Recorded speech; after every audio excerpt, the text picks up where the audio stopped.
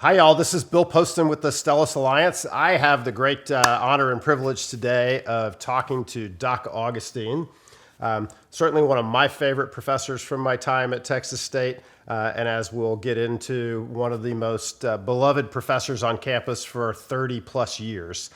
Many of you probably had the honor of having Doc as a teacher along the way, and we're excited to catch up and figure out what you've been doing since then.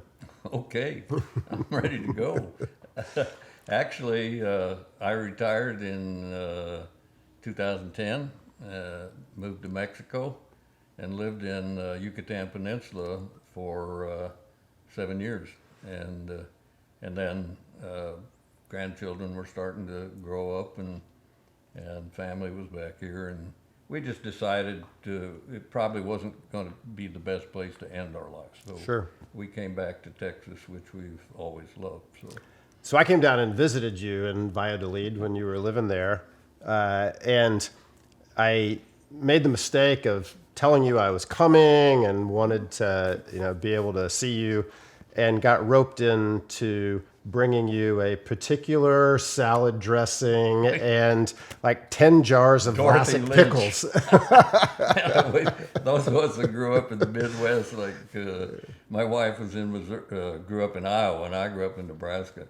And we just loved Dorothy Lynch, and we couldn't get it down there. So you did, boy, we wouldn't give it to any of our friends. We only ate Dorothy Lynch on salads when nobody else was in there. The guys at Customs opened the box and was like, "What the hell is this?" I'm like, "This is very important stuff.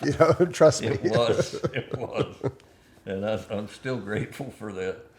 Well, my greatest memory of that trip, you took my kids, who were kind of 10 to 14 or so at the time, to visit Chichen Itza and one of the other big Ekbalam. Mayan sites there. They were very impressed with all of the history and the archaeology.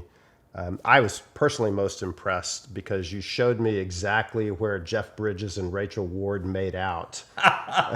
What was the name of it? Against all odds. What? Oh, Against All Odds, yeah. Yes. That started out with film being taken on the streets of Isla Mujeres, which became a popular place for us to go for recreation and saltwater fishing. But yes, that was in that pyramid, the pyramid of the Nunnery Quadrangle. And that was brought back some nice memories. I think you also dared me to do a rope swing into a cenote, and I might have broken my tailbone, but it was all in good fun. I confess, I did dare you to it, and then I let you do it, and I never did it. But you had spent quite a bit of time in that part of the world, right, with student trips from Texas State. I've actually been in 28 of Mexico's 32 states, and it's a country, and when people ask me what's your favorite country, they're surprised I say Mexico. But it is so rich in both cultural and physical geography, beaches, mountains, tropical environment, tropical animals. And then where I live particularly, we had two distinct cultures, Maya culture and the Spanish colonial culture. And the mixture of the two was just phenomenal. It was an experience to live in that. So we were happy down there, yeah. Yeah, and Valladolid's beautiful old colonial city. Founded in 1543. Those old churches there, one of them was built before the 1600s, so Yep. and still holding services there. So Yucatan is really important to us because I spend a lot of time in Belize and run businesses in Belize, and obviously it's the next door neighbor, but it also is where people in Belize go for healthcare, right? Yes. It's where they go to shop. The highway between Belize and Merida is pretty hot and hopping with people going Merida back and forth. Probably there's a lot of people that say the medical universities that train doctors are second best. Mexico City is the best, and Merida is second best. I don't have proof of that, but I know they have darn good medical care. We never came back. Even when my cancer came back, I got treated down there. Yep. And I I mean, the guy must have been good. I'm still alive. It worked. So I was a finance major and probably took my first geography elective as a sophomore on a recommendation of somebody. You should sign up and take Doc Augustin's class. Well, I wound up taking 3 classes from you You before probably I had the conservation graduated. class. Mhm. Yeah. And probably Texas geography. Too. I did. Texas geography was the first one I took. This was like 1986, Wow. in the middle of the oil bust. Yep. And I don't remember anything I learned in that class except one day you said that as a patriotic duty, I should drive more. Maybe I should even have 2 cars.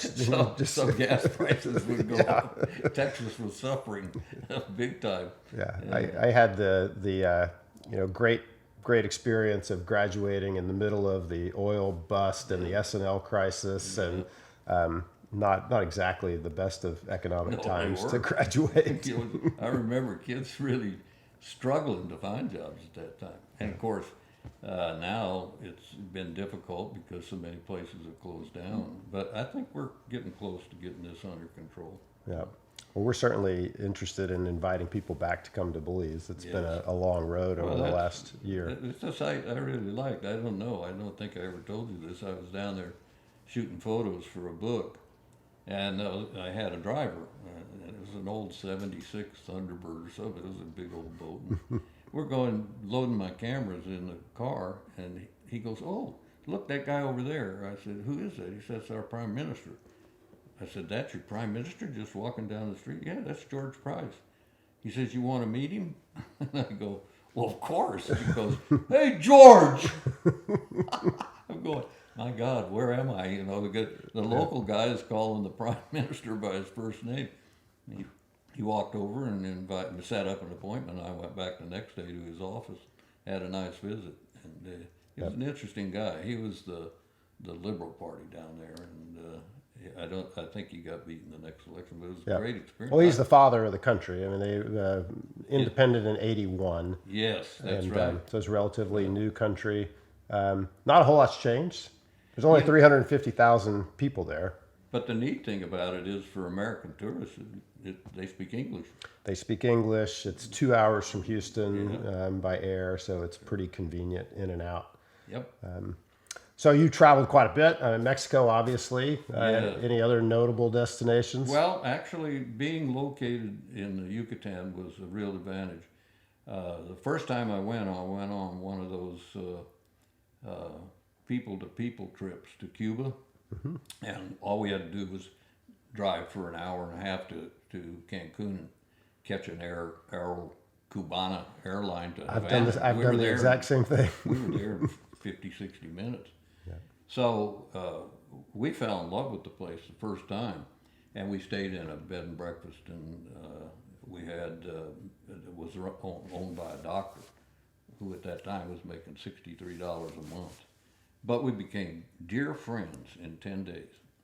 And over the next, every year we went once. So we've been to Cuba 8 times, but we had to quit this year for 2 reasons: the pandemic, and then the Trump administration kind of clamped down on going there. Yep. But it's a beautiful country. It's very poor. It's beautiful, and it's one of the nicest new discoveries in travel. I've always tried to go at least 3 to 5 different places a year that I've never been to. And my wife is just an incredible traveling companion. She reads up on everything before we go, and we have some great trips. And we're going to continue to do it until, I'll go on, and if I have to go in a wheelchair, no problem. Somebody could push me around.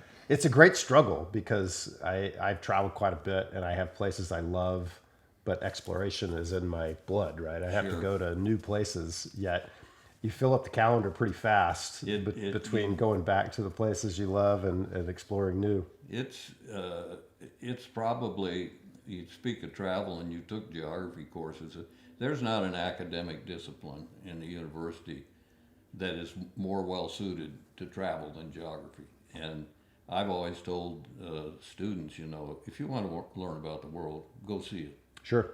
and read about it. But you know, it's okay to watch things on television, but my gosh, get out and see what the real word is. And when you go, make sure that you are not judgmental about a culture, or religion, uh, race, ethnicity. Don't make those judgments. Go with a wide open mind. And I always kind of hoped that that might have been one of the biggest impact I had on students, was to talk about all these different places. I mean, I went to South Africa when apartheid was hardcore, well, twice, 73 and 84. And people said, why would you go to a racist country like that? And I said, well, I even took a group of students one time. I said, what better way to show the impact of apartheid than for them to see it? Segregated housing, Sure. segregated toilets, segregated water fountains, everything segregated, like the old South. So I think that in terms of my experience at Texas State University, that I still dearly love. I mean, if there was a place that I was born to teach, it was Texas State. I loved the students there. They are spirited, they're friendly, they're kind. I mean, they're just the best kids. I've taught as a visiting professor in places, and I taught at 4 other universities, but my love was Texas State. So. Yeah. I feel the same way. I have taught at Texas State now for 11 years, but I have also taught at a private university here in San Antonio. I've taught at another public university in the state, and the students are just different. Yes. I mean, I enjoyed every experience, but very, very different. And my heart is in San Marcos, and I really love the students. With, that I have with there. that in mind, the kind of work you've done and the students you've worked with, I had some of the kids that were in the Alliance. Stellus Alliance. Yeah, Mm-hmm. and they went on trips with me.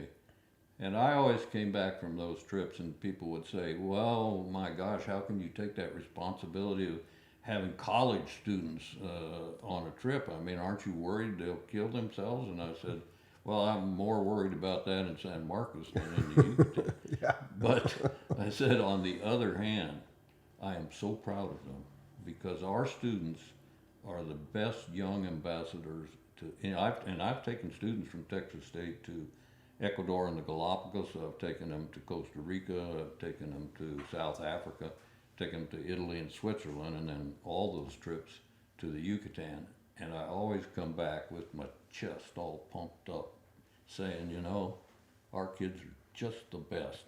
You meet other study abroad groups, and they've got smart alecks and snooty people and stuff. Our kids are just solid Texas Don't kids. find that. I stumbled upon some college students on a dig at Cajalpeche in Belize, Okay. in San Ignacio, and started talking to them, asking them where they were from. Turns out they were all Texas State students. They were Jim Garner's kids. Yeah. Yeah, I know. He was just, I know it was on about half of the way to Shenantonich, I think. Yep, it's right there in the middle of town. I was there during that time. They had a heavy rain, and the Belmo Pond was flooding badly. Mm-hmm. So there was a chain pull trolley to go across, Yep. but it was washed up on the other bank. So, and I was required by my publisher to take shots at Shenantonich. So I got a peasant with a dugout canoe, and he said, we'll have to walk it upstream about a half a mile, but I can put it in there, and then the current will carry us, and I'll drop you off right where you need to walk. And we did it, and we got some great shots. And Yeah, it's a beautiful place. Yeah. I've had the opportunity to go there when the park is closed, and it's magic. Yeah. And you're in that site with no other human beings and birds and howler monkeys. Just Now, pretty special. I always thought that Shenantonich had some of the best stela of any of the places that I visited. Mm-hmm. I mean, Tikal, yeah, that was good in Guatemala, but boy, those were excellent. Yeah. Well, the students that you have taught over the years, I'm sure that you have had an impact. I have always assumed that if they would let you repeat the favorite professor on campus award, you just win it every year for 3 decades. What are some of the things that you remember from their time on campus? Well, the principal aspect, I think, of being a good teacher is you just have to love being around students and teaching kids. They're not kids, they're young adults. And I loved my job. I mean, I got up and I couldn't get to the office early enough. I mean, I'd drive up. I was in my office by 8 every morning, even though I lived in New Braunfels. But my goodness, I just couldn't wait to get in class and see all those happy faces and stuff. And I, I, I loved what I did enough that, like I said, if I hadn't have gotten cancer, I probably would have, maybe I'd still be teaching. And the impact, it just amazes me. I still get letters from kids that I had at Texas State in the late 70s, early 80s, and say, hey Doc, I know it's been a long time. I'm in my early 50s now, but Some of us are in our mid-50s. but I want. Would you write a letter of recommendation for me? And it was almost always a kid that had traveled on one of my study abroad programs, because that's where you get to really know kids personally. And I said, you couldn't have made me more delighted than to ask for that. And I've had 3 or 4 already this year. But probably the neatest experience with that was a kid that I had an attendance policy, as you know. And I thought that was a very important part of what my responsibility was as a teacher. I thought that the kids should learn the responsibility. If you're going to have a job, you can't skip your 10 o'clock class, because you got to be ready to be to work from 8 to 5. And so I had a kid in a class, and he just wasn't coming to class, and I called him into my office. And I said, look, I'm just going to be dead honest with you. I said, this class fills up every year, and there's a seat out there that's been wasted. I said, the kids wanted in the class and couldn't get in. You got in and you don't come. And I said, I'm really disappointed in you. I'm going to talk a little rough to you. Maybe you think I'm mean, but would you quit wasting my time and decide whether you're going to come to class or not? Because if you don't start coming to class, I'm going to fail you. And I said, why should you waste your time in college if you're not going to go to class? What's the principle of going to college? To go to class and learn. He left. I'll bet it was probably 15 or 20 years later. I'm sitting at home here in New Braunfels. I get a call, and the guy says, hey, he says, this is Bill. I said, oh, Bill, I know a lot of Bills. Well, Bill Madison. I said, I'm sorry, I'm having trouble remembering you. Oh, he said, you'll remember me when I tell you who I was. I'm the kid you chewed on some portions of my body and told me to just get out of the university if I wasn't going to go to classes. He said, that haunted me. I worked in just lousy jobs for about 7 years. And he said, I couldn't get over thinking about how you told me I could be a success if I just put my mind to it. He said, I went back to school, and he said, yesterday, he said, I just wanted to call and tell you, he said, I walked across the stage and picked up my law degree at Washburn University in Topeka. I said, I'm flying. I said, I don't even have to have my feet on the ground. I said, thank you so much. He said, no. He said, thank you. And those are the kinds of things that as you kind of reach the end of your career and life, really, they just are so special. The kids just don't know how much that means. And after that incident, I started calling a lot of my professors that made a difference in my life and said, I want you to know you made a difference in my life. I think you were one of the best classroom teachers I ever had. So it's a rewarding part of teaching that you just can't experience unless you do it. Yeah. But it's a two-way street, And if kids are willing to be open to their professors, and professors are willing to be open to their students, and they can learn and get to know each other, you don't have to be friends. You can have a student-teacher relationship that's respect on both sides. It's just going to be a happy experience for everybody. I'm just so happy that story wasn't about this Bill. No. No. I missed a few classes in my day. I was working the graveyard shift. That was my excuse. Yeah, but you know, I think I had an allowance for absences, so there were ways that people could miss some classes and still not get penalized by it. I started taking off on their grades if they started missing more than a certain number, and if they missed more than 5, I just failed them. Yep. And well, I mean, I consider you a model in my teaching, and I think I can say the same thing. The day that I go to teach is my favorite day of the week. I mean, I walk on air when I leave there. When I get home, I teach at night, and I can't go to sleep when I get home. Yeah, that's great. Excited about the work and getting notes from students from 2, 3, 4 years ago. I got one this past week. Oh.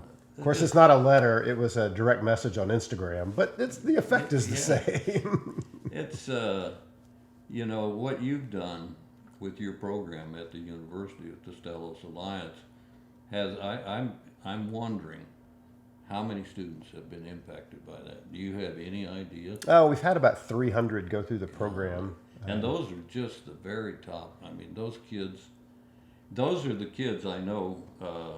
Rose told me that we might talk a little bit about leadership. But what you've done with the Alliance is to produce some of the best leaders that have ever come out of Texas State. And it's difficult for me to say Texas State because I taught longer at Southwest Texas State. But it's fine, and I think it was a good decision. And the university has become, we've become nationally known with some of our research studies. But what you did in the Alliance was pick kids that have gone on. I'll bet you that the failure rate of those 300 kids is so small it can hardly be measured. Not aware of any. I mean, I remember the kids when we would have those spring meetings down at Ocarina, and I remember those kids were kids that were top kids in my classes. They were the straight A students. But, you know, you don't have to just have straight A's. It's the thing that's different about all of those kids that were in the Stellos Alliance program was they were just dripping with personality. All of them. They could meet people so easy. Yep. I read it after Rose sent me some information. I read something about leadership, and I saw that there's a kind of what can be, there's 10 to 15% of people across the globe are born natural leaders. They just are it. They have it. And the rest have to learn if they want to become leaders. Yep. And it can be. And your program did an excellent job, still doing, to produce leaders from Texas State. Yep. And teachers can single out those kids that are really potential leaders and encourage them. For me, the encouragement was, man, you have all the skills to be a great classroom teacher. And I said, I can help if you want to teach in the elementary school or high school, wherever, or if you want to get a master's degree and teach in a junior college, or if you want to get a PhD, I can help you get there all the way, because you just have the skills that are needed for a good teacher. I am a little put off in higher education by the emphasis on research these days. I think there's more emphasis than should be. I think the emphasis should, I think the biggest place to have an impact is in undergraduate teaching. Teaching undergrads, certainly. Yeah. Yep. So, and I'm not going to question the decisions that are made at any university, but I still have a big space in my heart for those folks that are dedicated to undergraduate classroom teaching.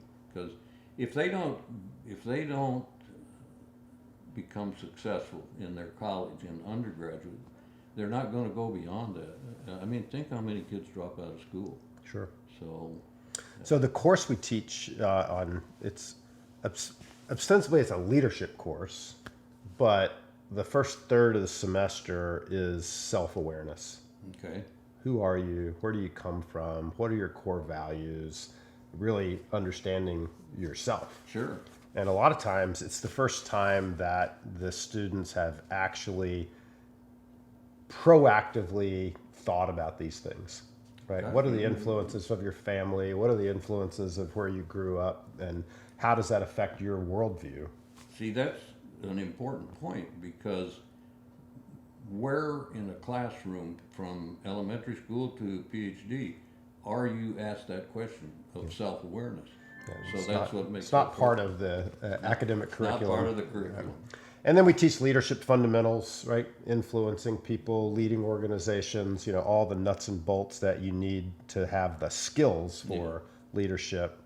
But then the real fun is the last third of the semester, we just say, okay, so what? Now you're a skilled leader that's fully self-aware. What are you going to do with your life? Yeah. And that's when you see light bulbs going off. Yeah.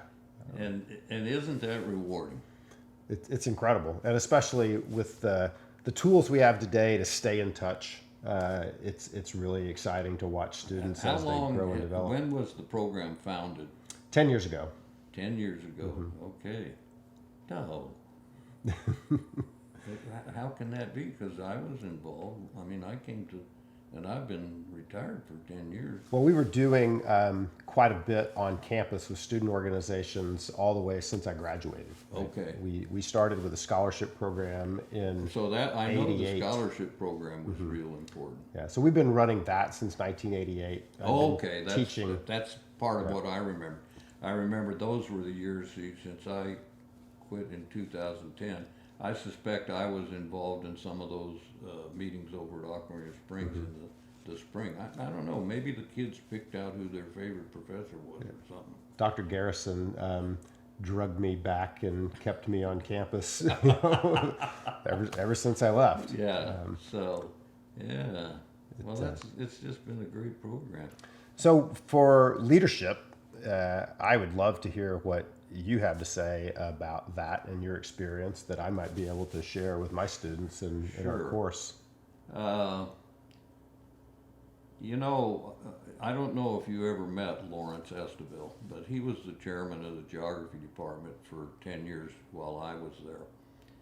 And when Rose contacted me about just thinking about leadership, I thought, I never met a man as a leader who inspired me more than Lawrence Esteville. And unfortunately, he's passed because of, first he had bone marrow cancer, and then he got, and nobody ever checked his prostate. So by the time they checked it, he was stage 4, and he passed fairly quickly. But he was incredible. I mean, he had all the skills that I associate with good leadership. He wasn't arrogant. He had a great deal of empathy. Nobody could say, he makes me work too hard, because they wouldn't be able to even compare with how hard he worked. His leadership, he led by example. And I had a couple of other things that I thought about him that I think are a part of leadership, like inspiration and attitude, just general attitude. Creativity is a real good part of leadership. If I feel like I was a leader in education, but I'm not creative. My wife is creative. The girl said, "Oh, you have a nice house," and I said, "Don't give me any credit. That's all my wife. That she's very creative." And then trustworthy. Gosh, you got to trust the guy that's leading you. Fundamental. You're just fundamental. Yep. Flexibility, work ethic, time management. These were all the things that he impressed me with that. And I used to tell kids when we were on study abroad programs, you want to be successful and you want to be a leader, because I know some of you are zeroing in on a good job that pays you a reasonable salary so that you can have a family and a home and do all the things normal Americans love to do. I said, you're in the geography department. I said, you watch Lawrence Esteville. He has all those skills. He's always upbeat. He's a student-oriented leader, and he teaches his professors. Now, if you didn't like working, you wouldn't like working with. If you didn't like to work, you wouldn't want to work with Lawrence Esteville, because he wouldn't put up with people that moaned and groaned about, oh, I got one extra class this semester or something. You just say, no, that's what we need this semester. And Yeah, we say model the way. yes, that's a good. That's a good way to shorten it. Is just say model the way to lead. Yeah. You know? So, I love the attitude comment. The phrase I use with my students is attitude is more important than aptitude. I agree. You know, you can learn skills. Attitude, you got to show up with every day. Yep. And see, I think that's the remarkable thing about teaching. If you love it, you got a good attitude, and the kids see that. They know you enjoy what you're doing. And I used to tell them. I said, they'd say, Doc, it's time's over, class is over. It's 10 till. You know? And I go, oh my gosh, I was having so much fun with you, I forgot where I was. Yeah, we weren't having quite as much fun, but it's time to go. I said, okay, get out of here. Yeah, so I worked on the graveyard shift, which means I didn't always make it to campus when I was supposed to. But I don't think I ever missed one of your classes. I can say the same thing about Beverly Shido in the business school. Beverly Shido's still alive. Oh yeah, no, she's a and pistol. Barbara Hatcher. I stay in touch with them. Yeah, And it was really interesting. Those were two excellent teachers. She was in business, and Barbara was in education. And when I got that cancer that came back down in Mexico, I told her, and she said, well, the ladies at my church have a prayer group. We're going to put you on that list. And so I said, oh, please do it. So we stayed in contact, and then maybe 3 or 4 years later, it just kind of faded. So I I guess I've been back now 3 years, and I just got to thinking about her. So I sent her an email, and she goes, oh my gosh. we still have you on the prayer list. I asked her, I said, do the ladies still have me on the prayer list? And if they do, tell them they must have a great connection, because I'm still kicking. Yeah, Beverly Chido was one of the first people to win the Piper Professor Award, and then Barbara won it too. Yep. So Both amazing ladies. They were well respected, very well respected. You can really tell. I always told I'm sorry, I'm kind of breaking thought there, but I always told my students, they'd say, well, who should I take for English? Who should I take for science course or math course or something? And I was there so long, I knew all the professors, and I knew which ones were the good ones. And I'd get up and shut the door, and I'd say, okay, now listen closely. As I said, as a professor, I can't say which professor you should take, because that would be considered kind of unprofessional to pick some out of the entire faculty in that department. So, listen to me. If I were taking that class, here's the one I'd take. Yeah. And they'd come back about halfway through the semester and say, man, thanks for the tip. I got Garber, Jim Garber, for sociology or anthropology. And they said he's exactly what you said he would be, and we love that course too. So, and kids are smart. They know where the good teachers are. Sure. I just remember my time on campus so fondly. Obviously it's a formative set of years and an incredible experience and lots of fun for a lot of reasons, but it was the perfect place for me at that time in my life. I couldn't have imagined going to a different school. I came from a small town, grew up on a dairy, had the ability to succeed academically anywhere. Yes. But that was the perfect fit for me at that time. Well, it's kind of ironic that that is what I expressed a little bit earlier. Southwest Texas just happened to be the place I should be. And I had 32 years of just joyful teaching at that place. And I just got so I loved those kids there. My job was teaching, so my clientele was students.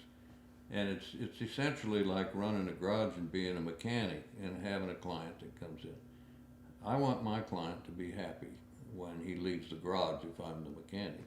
And I want my student to be happy with and feel that they got their money's worth. Yeah. And but to do that, I have certain expectations from them. And I learned that an awful lot of kids really in college still want to be disciplined a little bit because they get there and there's nobody looking over their shoulder, and pretty soon they're skipping classes and failing college. Sure. So Texas State has been a wonderful institution for kids who want to get a university education. And grow up a little. Yeah.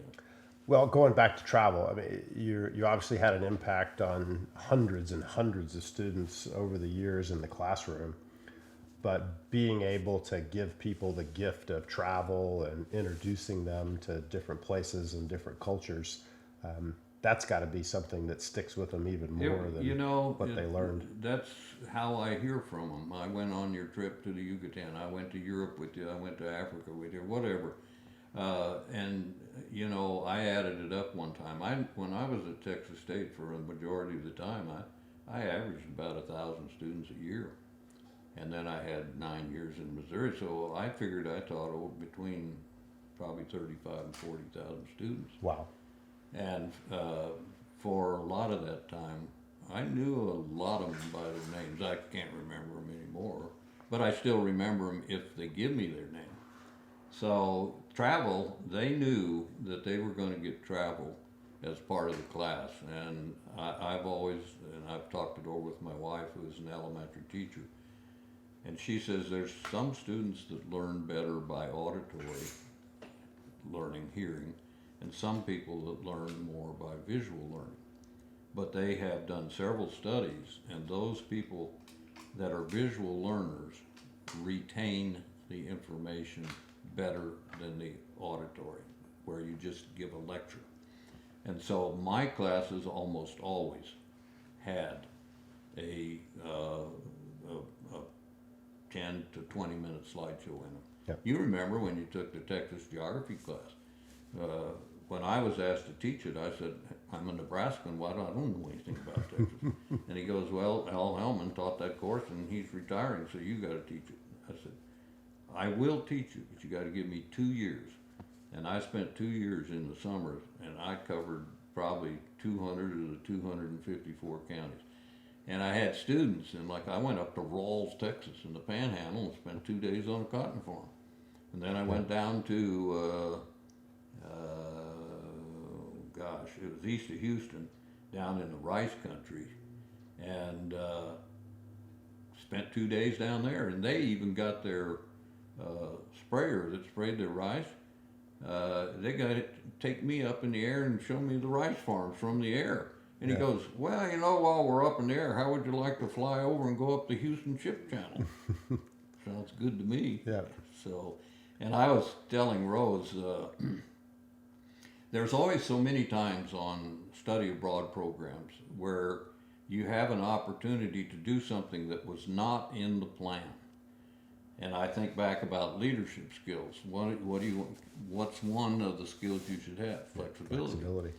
So I was in Costa Rica, and I took these kids on the Atlantico Pacifico Railroad. It was still running. An earthquake wiped it out a few years later, but it was still running, and we rode in a boxcar with the door open and hung our legs out the side and everything. It only went about 20 miles an hour, and we went down to Cologne and stayed in a hotel down there, and the next morning we got up and took a water taxi that held the whole class up about 50 miles up an old canal that they shipped mahogany down to Cologne on to ship to Europe, and it was called the Tortuguero Canal. So we got, and oh my God, you can imagine Costa Rica, three-toed sloths hanging in trees, macaws of every color you can imagine, caiman in the water. Yep.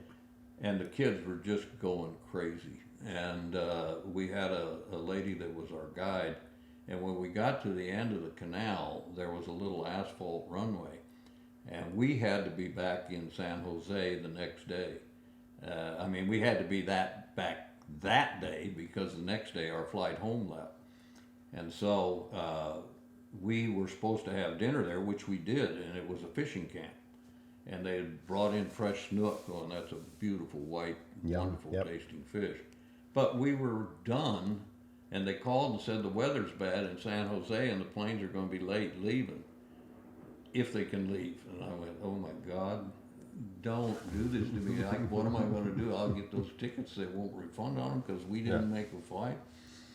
So we didn't know how long, but the guide said, this is the best group I've ever had. I've had more fun today than I've had in my whole life doing these tours, and I've been doing it for 12 years. She said, I'm going to do something special for your kids.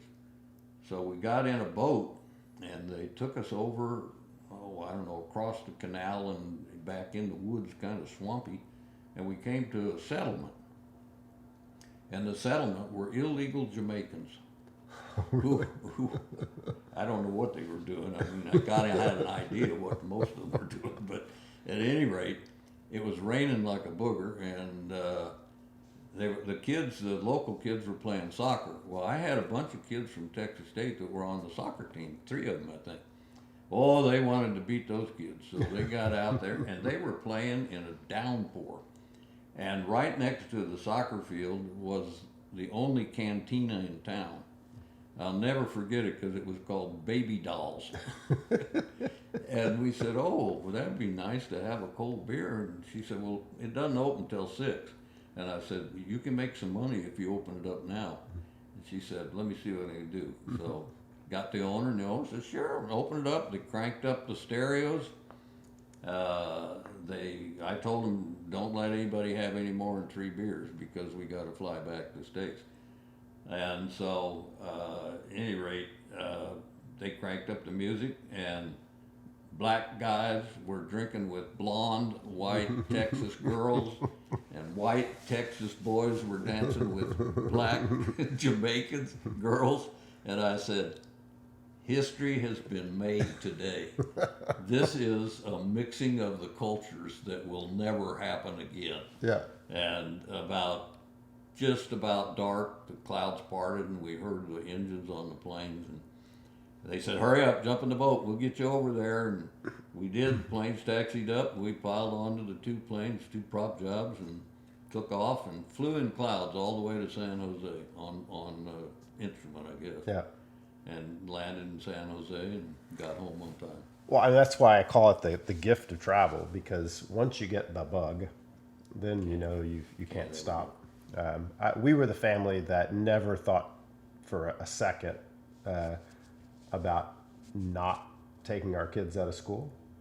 We would take our kids out of school and travel the world. That was the one excuse I would give kids in class. I never announced it, but if a kid came to me and said, Mom and Dad want to go for a 4-day cruise in the Caribbean, and they'd like to take me, but I know your policy, I missed 3 times, and I've already missed 3 or 4. And I said, what I would do is just go, and I'm the only one that'll know it. If you don't say anything, I won't say anything. We would do the same thing that you mentioned. We would read up on the destination and the history and the culture, and make the kids do the same. They did most of the homework. That's the best way for them to learn. But then, for years, I would never lead the way through the airport.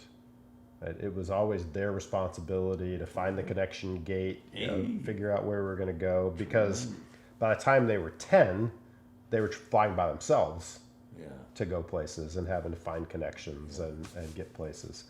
And they all still love it. They all still have the travel bug. You gave them a gift, and that is the desire to travel that will teach them more than they will ever learn in the classroom. I have always learned more when I'm out in the real world. Yeah, I mean, that's why during the pandemic, people were always bemoaning that children are going to be behind because they haven't been in in-person school. Yes. And I'm sure there are academic, subjects that they may have some catching up to do in. But that's not learning. I mean, that's not all of learning, right? Learning is about going out and getting and experiencing the world, and you learn every day. When I was in high school, I grew up on a farm, and Dad worked us. He was an old German man, and he worked us hard. But occasionally, he loved to fish, and he would just say, "You know, I heard the crappie are spawning up at Cambridge on that lake up at Cambridge, Nebraska." He said, "Why don't you take the day of school off tomorrow, and we'll drive up there and fish for some crappie." And so I said, "Well, the school doesn't allow us to go for some things like that."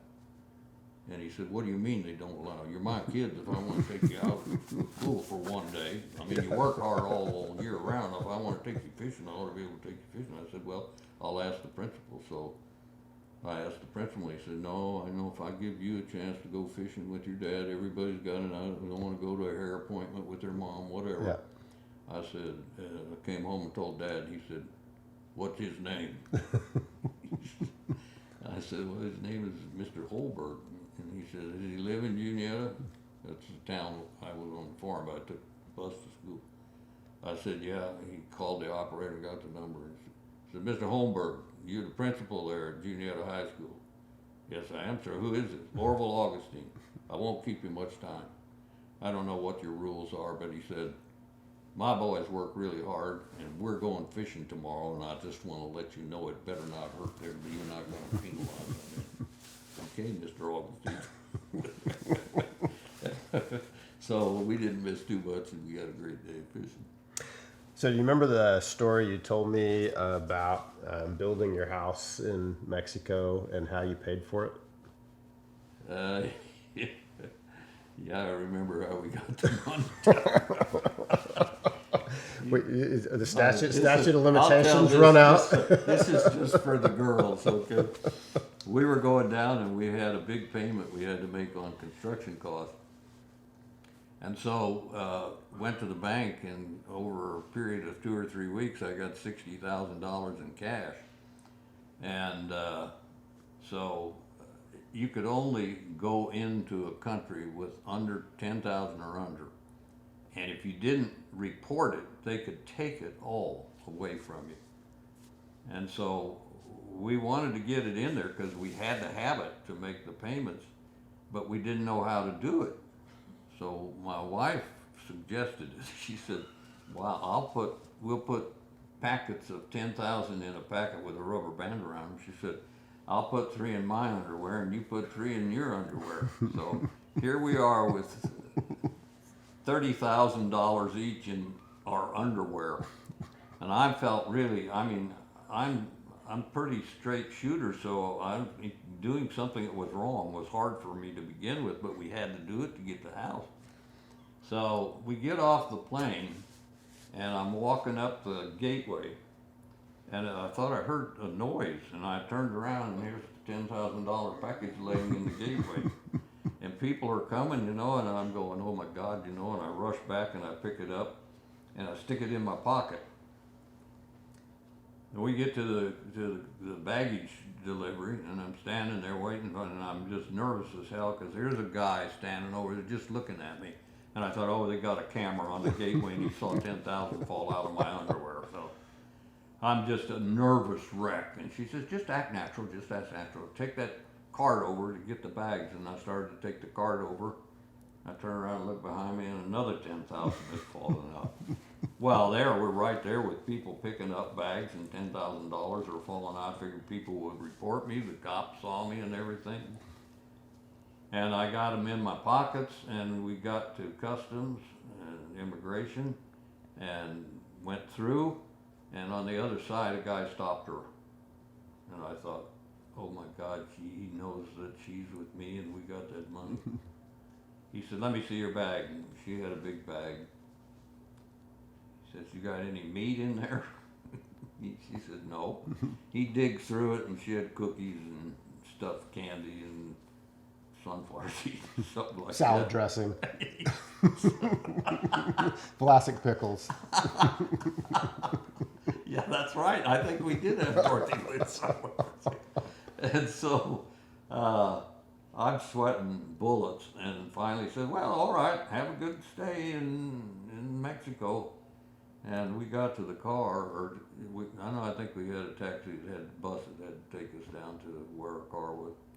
I said, we're never going to do that again. And I said, I probably took 10, 12 years off my life. But she's the one that did all. She went down 2 years before I did. She was teaching elementary school. And she did all of it. We remodeled it. I mean, we started with a house that was 40 years old and just went in. You saw what it was like. A pretty nice place when we finished with it. And she did it all, designed it and everything. And then she had to work with Mayan workers that didn't really speak, they spoke Spanish, but they preferred Mayan. And that's a very complex language. So I remember we were getting near the end and somebody asked her, well, you had to work with those Mayans all the time. Do you speak Mayan? She said, I speak construction Mayan, and I know every filthy word in the Mayan language. So, Well, Doc, it's been great talking to you and catching up. been great, yeah. Well, I know when I used to come to the stadium, sometimes I'd come in and spend a little time in your box. But I remember when you were hustling around San Marcos with trips and stuff, and I always said, yeah, that guy's going to go someplace. I'm not sure where he's going, but he's going. And I kind of followed your career. But what I'm most grateful to what you've done is, and this is the thing that I would, for anybody that watches this little discussion we've had, I would like to say, if you're a Texas State or a Southwest Texas State University graduate, model yourself after what Bill Poston has done, because there's ways that you can help the university, which means those are ways that you can help the next generation of students. And it's getting tougher and tougher. College is getting more and more expensive. So think about giving back. I mean, it's fun to give back, simply because the old saying, giving is much better than receiving. And you've set an excellent leadership example by that, and I admire you for it, and I congratulate you for the success. Well, thank you. Thank you for saying that. I'm trying to emulate you in my teaching, and maybe one day I'll win an award for it. I'd like to emulate you in the ability to make money. So. Well, thanks again. Yeah.